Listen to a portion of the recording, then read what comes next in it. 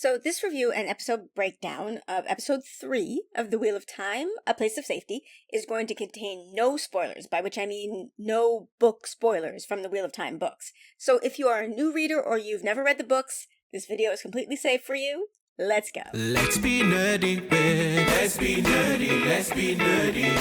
Let's be nerdy, babe. Let's be nerdy, babe. Let's be nerdy, let's be nerdy, babe.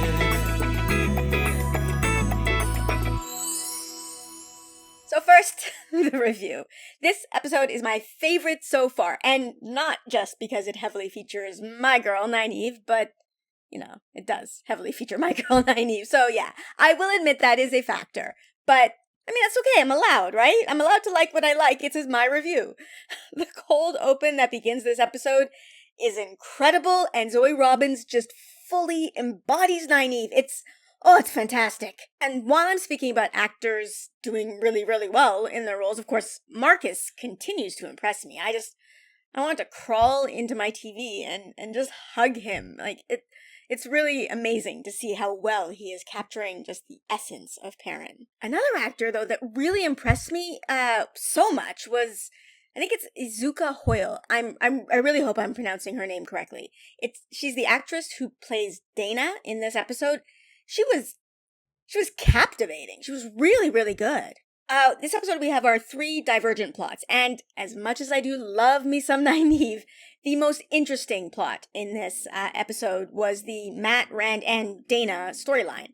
It really, really kept me on the edge of my seat, and even as someone who has read the books many, many times, this one surprised me. And it delights me. I didn't see it coming, and I'm so happy that even though I have kind of immersed myself in this world, like the Wheel of Time world, the writers were able to surprise me with something that was not, they didn't have to break the story to do it, and it's amazing. I mentioned this in my full spoiler review of episode 2, but I had forgotten to mention it in the spoiler-free review, so, so far, the special effects in the show, they've just blown me away.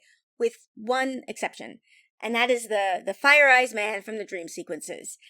He was in the last episode, and he was in this one as well, and once again, I don't know, it doesn't look bad, it just doesn't look as great as it could. I don't know, I'm not a special effects person, so I don't know what the issue is, but it stands out, because everything else looks fantastic, and so this not looking great, it just jumps off the screen at me. I don't know, that's just how I feel.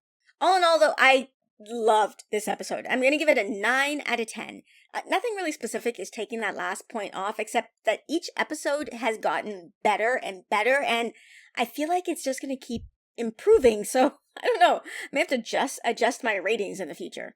But okay, that's it. Let's head into the breakdown. So this episode begins with a flashback explaining what happened after the Trolloc severely misused Nynaeve's braid. He drags her off somewhere, and then he spots another Trolloc, a wounded Trolloc, and they commiserate for a bit, and then cannibalism!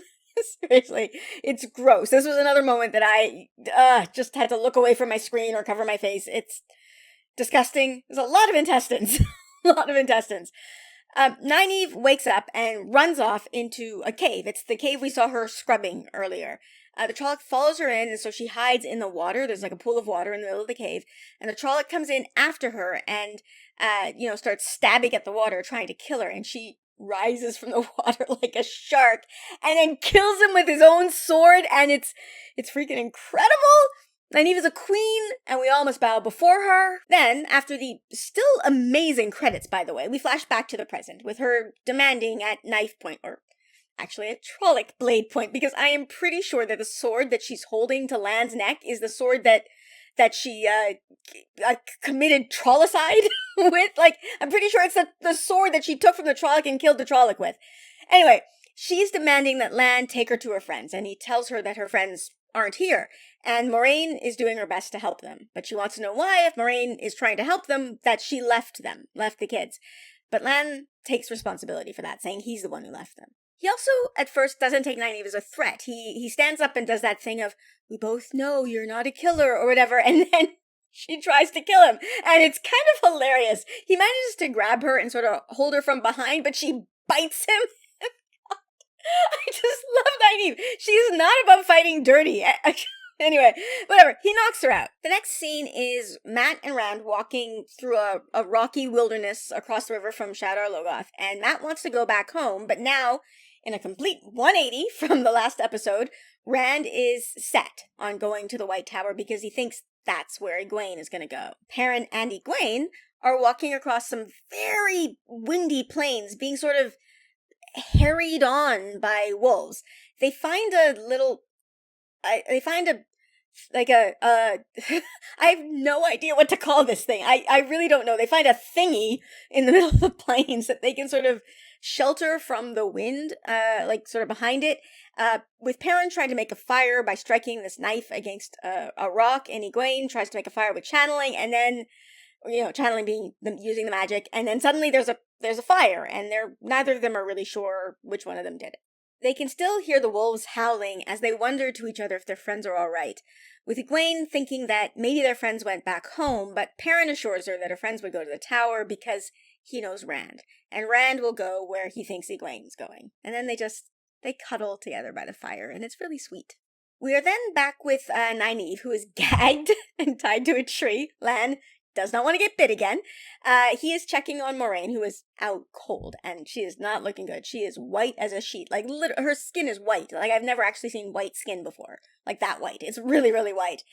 Anyway, then he comes and he ungags Nynaeve to give her some water and to try and convince her to treat Moraine. She agrees, and then he lets her out, and she begins, foraging through the woods for wisdom supplies like flowers and tree bark, that sort of thing. And then he watches her and asks her how she tracked him all the way from the Two Rivers to Shadar Logoth, something he seems really impressed by, but she just won't tell him.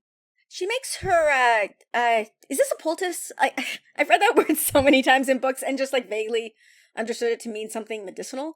So is that what this is? Whatever. She makes something that might be a poultice, and Lan watches, he watches over her. Before she applies this to Moraine's super gross wound, she warns Lan, because apparently she's heard that as a warder, Lan will feel everything that Moraine feels, so whatever Nynaeve is about to do is going to hurt. Then we are with Perrin in an obvious dream sequence, because he's back at home in the Two Rivers. He gets up out of his bed, and he wanders into the forge? Is there a bedroom right off the forge? Anyway, probably not. This is dream logic. Anyway, Layla, his wife, or her corpse, whatever, is on the ground, and a wolf is eating it with, once again, visible intestines. And, have I said before, I am not a fan of visible intestines? Because I don't like to think of myself as a prude, but I just think for decency's sake, people should keep their intestines covered. Anyway, Layla's corpse turns and looks at him, and according to the subtitles, because I couldn't make this out, she says, "I know," and then we get a flash of Old Fire Eyes. Perrin then wakes up to Egwene telling him that the wolves are back, and the wolves chase them, through a forest, whatever, until suddenly they just stop. Matt and Rand continue walking through the rocky wilderness with some actually, really quite lovely and kind of funny banter, until they find a village or a town. They enter to find another corpse, a lot of corpses here, hanging in a cage at the entrance to the town. And Matt notices that there's a big sort of pink jewel thing hanging from the belt of the corpse. They walk through the village until they find a tavern, and then they enter. They order some stew from a very friendly barmaid named Dana, and then they sit just in time to hear the gleeman sing a very sad song. After the song, a very obvious pickpocket wanders through the crowd, and, it's obvious to me, but not obvious to Matt. The gleeman, named Tom, wanders around asking for donations for the gleeman and comes to Rand and Matt. He managed to lift the purse that the pickpocket had taken from Matt, and shows it to Matt, but he doesn't give it back to him. So now, Matt has no money, something he is not pleased about. Rand suggests that they go talk to the barmaid about maybe working for their room and board. As she agrees, leads them out back to some wood that they can chop.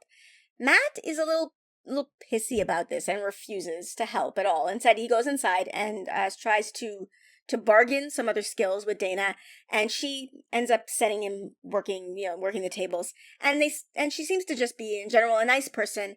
They start talking about their lives, how much she hates her town and wants to get out. She's really, really quite charming. We then switch to Moiraine, Lan, and Nynaeve. Nynaeve is worried because the wound is not like anything she's actually seen before. Lan says he's gonna go off and find help, but Nynaeve protests. She doesn't want to be left alone. But Lan says he trusts her to watch Moiraine, and then he rides off. Back in the plains, Perrin and Egwene find some tracks, and it's almost like the wolves had chased them to this place, like the wolves had led them here. They decided to follow the tracks until they find people, because it's wagon tracks, right? So it's obviously people. And they follow them until they are surrounded by a group of people who greet them with some sort of ritual greeting about a song, and they're instructed on how to reply. This group of people, who we learn are called the Tinkers, they seem pretty chill. They take them in and they feed them, so that's nice. Rand appears to have chopped all the wood in the village when Dana approaches and tells him that she let Matt off an hour ago. She tells him he's done enough and leads him off to a pretty nice room, saying that he and Matt have earned it. It's a nice, soundproof room, so if they want to have loud and nasty grown-up sexy fun time later on, no one will hear them.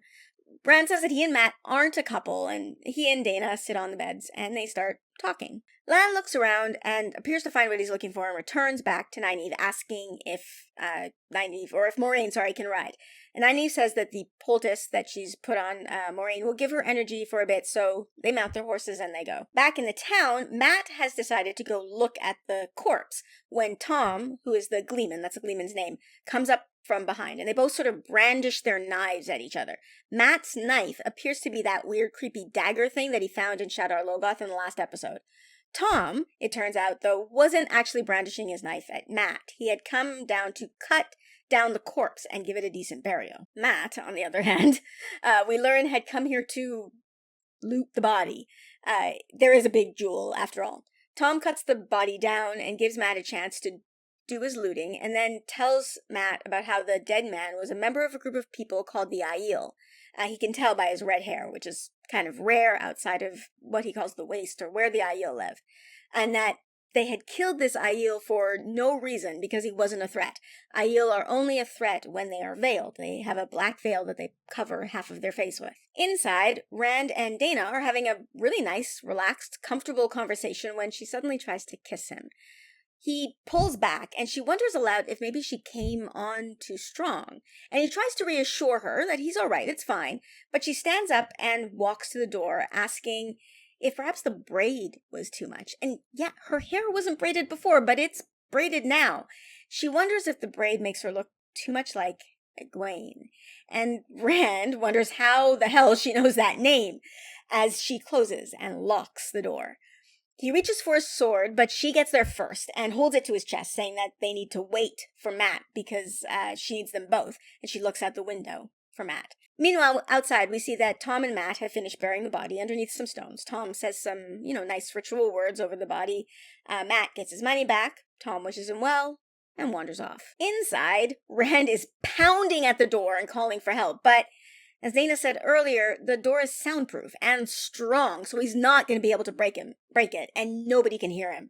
So Rand begins hurling his full body at the door, and much to Dana's shock, it actually seems to be making some damage. He does this again, and the door just breaks, and then he runs out into the night with Dana chasing after him, sword in hand. As he runs, he meets up with Matt, and then they run together, and Dana manages to corner them, and explains that she sees them.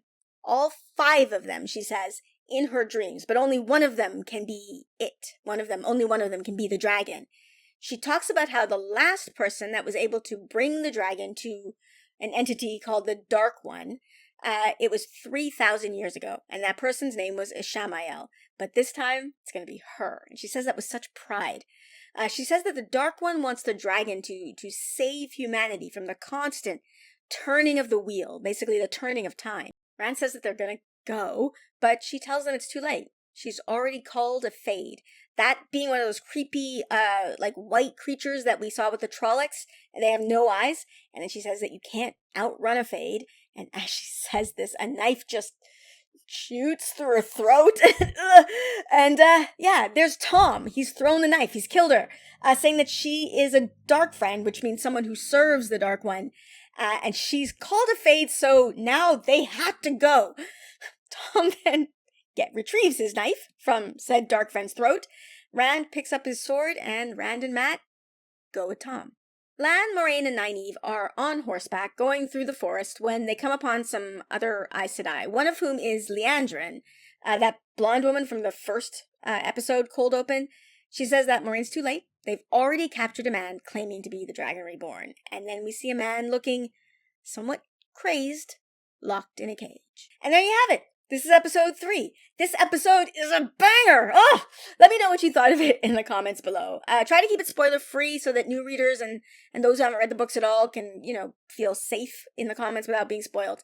And if you want to talk about it some more, you can always join my Discord. I'll link to that in the description below as well. And if you like my content and want to support me, you can check out my Patreon. As always, I am ever grateful to my patrons for all of your support. It means more to me than you know. And with that, I will end this here. So please like, subscribe, and I'll see you next time. Bye!